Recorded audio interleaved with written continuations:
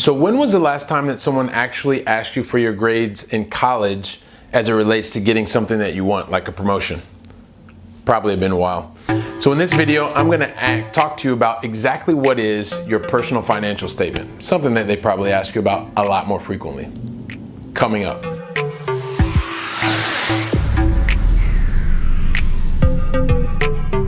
Hey there, it's Billy with Keep on Cash Flow. I'm here back once again to share some more tips and strategies with you that are going to help you to go out and make more money. They're also going to help you to have more control over your free time, and ultimately they're going to help you to live with less stress.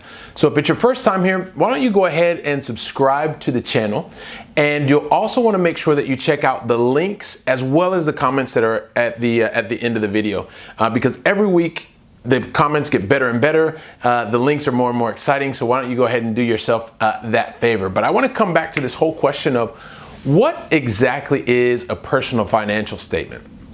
And I always think about when I was going to college and I finished my college degree, and when I first got my job, a lot of times people were asking me, okay, well, where did you go to school, or what were the grades did you finish up with, and all that kind of stuff. And then I realized that once I had my first job, like, nobody ever asked me about where I went to college anymore, or what my grades were. They were always asking me about, how much money did I make and how much money was I spending. And so then I took a long time to kind of try and figure that out and say, well, wow, nobody really cares about where I am going to college anymore. And so then this whole concept became crystal clear to me when I started playing a game called Cash Flow 101. Now this game did something for me that was pretty amazing. I know I've talked about it in other videos, and if you want to check that out, you can check it out here. But I want to come back to like the essence of this whole game, and it's really about understanding what your personal financial statement is all about. It talks about it in the game, but really as you go over and over, it's really understanding what is the personal financial statement. And the personal financial statement really comes down to having a clear understanding of 4 key principles. The first one, I'll talk you through each one of these core principles. The first one is actually income, right? And when you think about income, it's what is it, the money that is actually coming in that you are generating. And a lot of times when you get started, it's your job, right? Your job is the amount of money, that is the income that you have coming into your family. You may get this from, working, exchanging time for dollars directly. You may have, and whether you are working in a retail store, or you may be someone who's in high complex B2B sales, like what I do during the day. And when you're doing that, you're getting paid a commission. You also have a flat fee, but you're exchanging time for dollars, and that's coming in terms of income. You also may have other types of income. You may be doing some investing, and that investing might be buying stocks low and selling high, but that's creating more income for yourself. And I know I keep talking about this over and over, but I love passive income, which is the kind of income where your money is actually going out and working for you, and creating money for you month after month after month after month. So that is the first part of your personal financial statement, or your personal financial statement. And it's looking about the amount of income that's actually coming in the door. The other side of the equation is how, in terms of expenses, what's going out the door, right? And I always think about the things that happen in your day-to-day life, right? You may be paying rent, or you may be paying a mortgage, or you may be paying both. You may also have different things you're paying every single day. You have to pay the lights, and you have to pay the water, or utilities, put those all together. If you also like to eat, you probably have to buy food. Those are the things that are really day to day. You may have a credit card, all of the things that are constantly having money go out the door to help you maintain your life or your lifestyle. Those are expenses, right? And that is in the same way that in personal financial statement, you're looking at how much money is actually coming in, and then how much money is going out. You're looking at your expenses, or your income, and you're looking at your expenses, right? And at the end of every month, you have the amount of money that's left over. Hopefully you have money that's left over every month, and you're able to use that to invest in other things.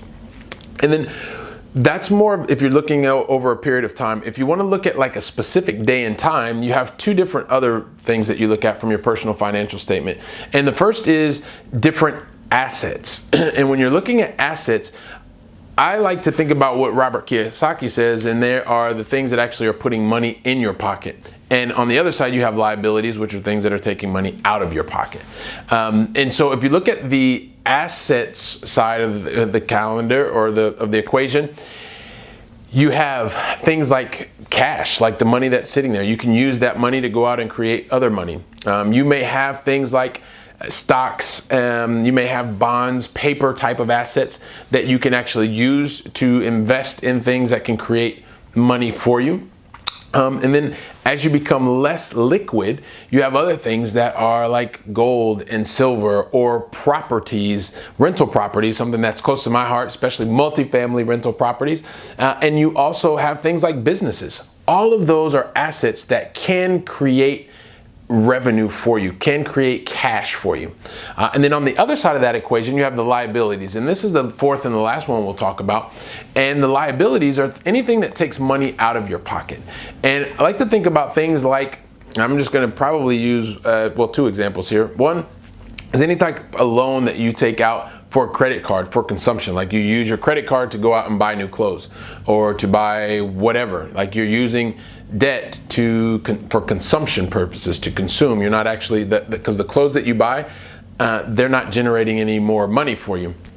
And then the other thing is the home loan for a home that you actually live in. So that you've gone out and you've taken a loan on something that doesn't actually create any revenue for you month after month. You may speculate and you may get lucky in the future and that could create some revenue, but month after month, when you pay the mortgage, it's actually taking more money out of your pocket as long as you're living in that property. So those are the four things. Like a personal financial statement, it's very similar to what big companies do or small companies do, right? They look at four things. They look at how much money is coming in every month, how much money is going out every month, and then of the things, the assets that you have, I mean, those things that you have today, are they generating money for you?